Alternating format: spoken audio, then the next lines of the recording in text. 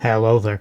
The 90s bore witness to a variety of both really awesome and really terrible science fiction and fantasy television. I give you the likes of Star Trek Voyager, Sequest, DSV, Babylon 5 as examples of some truly great science fiction storytelling, and then the likes of Lex, Codename Eternity, and Earth Final Conflict, of though they have their fans, and I'm not going to deny that there's elements of those shows that are actually redeemable, they aren't the best. And then there's the odd one that falls through the cracks that I'm not going to say were great or terrible, but were definitely enjoyable. Hercules, The Legendary Journey, for example, and a similar vein show, Roar, which saw the launch of the career of one Heath Ledger.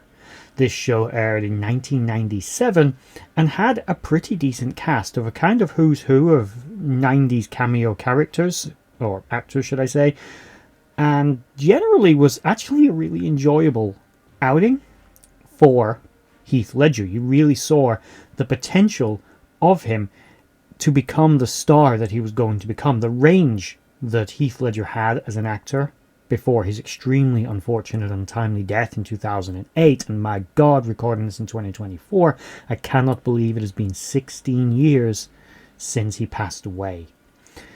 With all that out of the way, we're going to remember today the classic Heath Ledger series, Raw. Please like, share, and subscribe, and tell me in the comment section down below your favourite Heath Ledger performance. Brokeback Mountain, The Joker, maybe even Raw.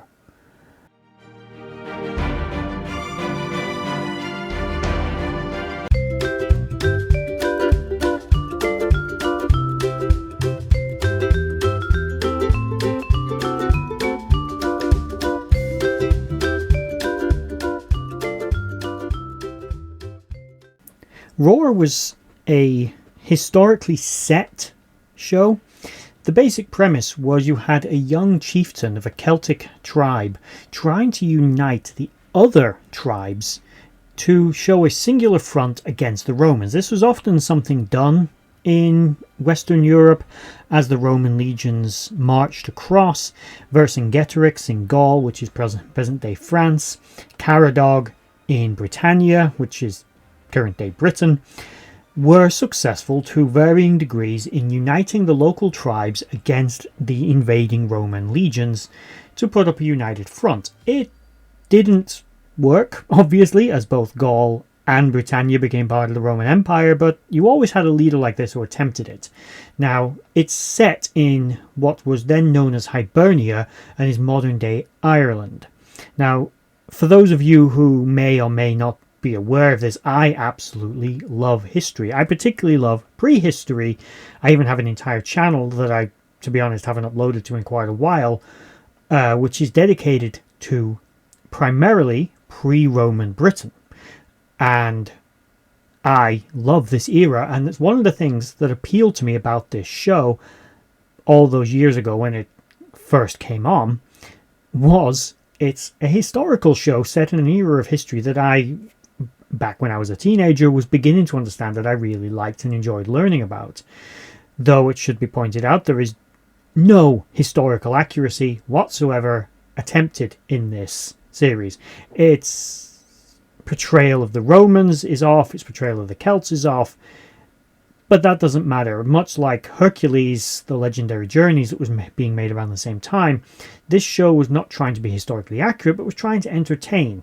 Some of the costumes, the weapons and other things, yeah, they're okay, they're accurate enough, but you've got characters like Longinus, who's basically an immortal. He's meant to have been the Roman soldier who would stab Jesus on the cross and was cursed with immortality as a consequence of his actions. There's magic and all kinds of things going on in the background. So obviously we're not going for historical accuracy. Also, the Romans, to any realistic degree, never invaded Ireland. They thought about it. They traded with it. There's evidence they went there, but they never invaded Ireland. So this is a completely fictional setting in history where Ireland was being invaded by the Romans, and the Roman armies were put under the command of Queen Diana and Longinus. And, you know, again, Romans, if you know anything about them, they weren't big on putting women in charge of anything, because that's something they introduced to Western Europe quite extensively. The show itself, though, of course, starred Heath Ledger, who would go on to do some absolutely amazing portrayals. Notably, in my personal opinion, his portrayal of the Joker is up there. I can never decide personally between him and Jack Nicholson who was the better Joker. Obviously, you may have a different opinion. Maybe someone out there actually likes Jared Leto. Who knows? But personally, for me, it's between those two. Such a good portrayal. But this was basically where he got his start. He would go on to other historical shows and films, such as A Knight's Tale, which was another historical sort of set, but not historically accurate movie.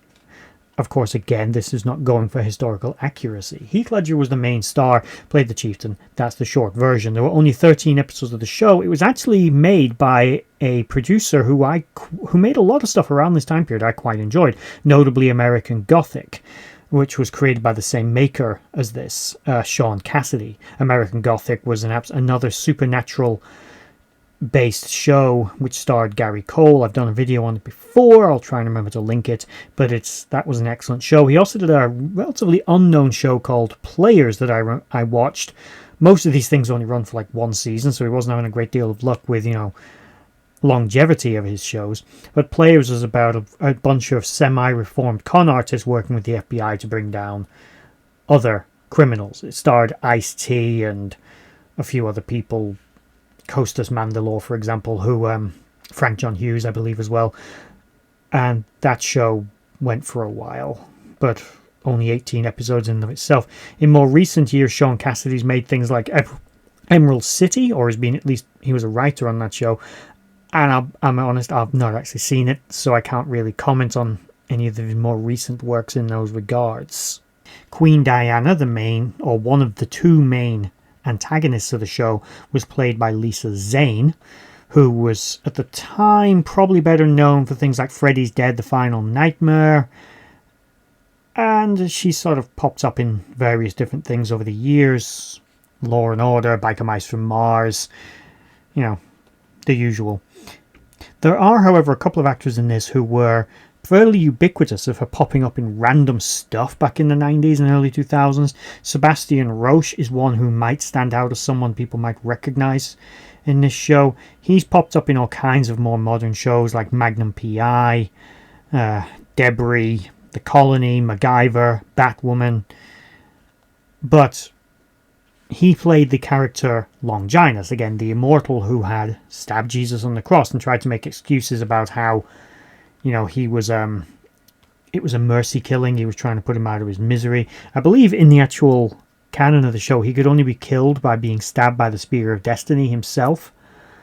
But they did some pretty crazy stuff to try and get rid of this guy, realizing they couldn't kill him. They at one point basically locked him up in something like an Iron Maiden and sank him to the bottom of the ocean, and it still didn't kill him. But he was one of those actors, again, he popped up in all kinds of stuff back in the day. Again, Criminal Minds, Grimm, Supernatural, Fringe, 24, The Mentalist. And, you know, he's one of those actors who you click your fingers and go, that guy was basically who that was. Another actor who actually was the reason I started to make this, I got interested in making this, because I recently had a rewatch of Babylon 5, and I also watched the spin-off series Crusade, and there's an episode of Crusade where you meet an artificial intelligence representation of a technomage, which it doesn't really matter the exact thing, but that AI was played by John St. Ryan. John St. Ryan is another actor who pops up in a lot of different things over the years, and he's another one who I tend to recognize again. He was in Players, Raw, Buffy the Vampire Slayer, Crusade. Doesn't seem to be acting much anymore, but he's one of those people, again, I tended to see him and recognize him. He was always a bit player, but it was always seemed to me, at least, to be kind of pleasurable to see. And Raw, I think, has become something of a lost gem. probably best remembered purely for the fact that it's where Heath Ledger effectively got his start. The show had sweeping goals of becoming a bigger presence than it actually was. It was aiming to be the start of something, ongoing, and it didn't really find its footing. But a lot of that, I would say, in my opinion, would be to do with production values. If I actually watch it objectively and not with rose-tinted goggles, which when I do rewatch it is how I tend to watch it, it's a little, for lack of a better word, I'm going to say cheaply made. It's never grand or spectacular or big. There's never enough Roman soldiers around for it to be a believable invasion. Everything's very small scale and not overly convincing. It's just no. But I would say I wouldn't blame the acting, because I don't think it's overacted. I think it's actually it's a competently cast show, and the actors in it play their roles well.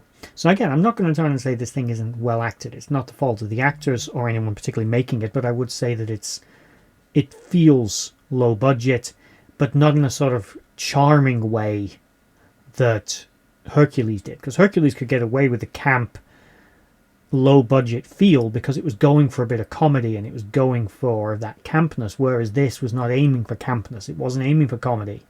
It's aiming to be a sort of convincing, serious historical drama, and with supernatural elements, which is again set in a real historical time period, but under a fictional set of circumstances which most likely never happened.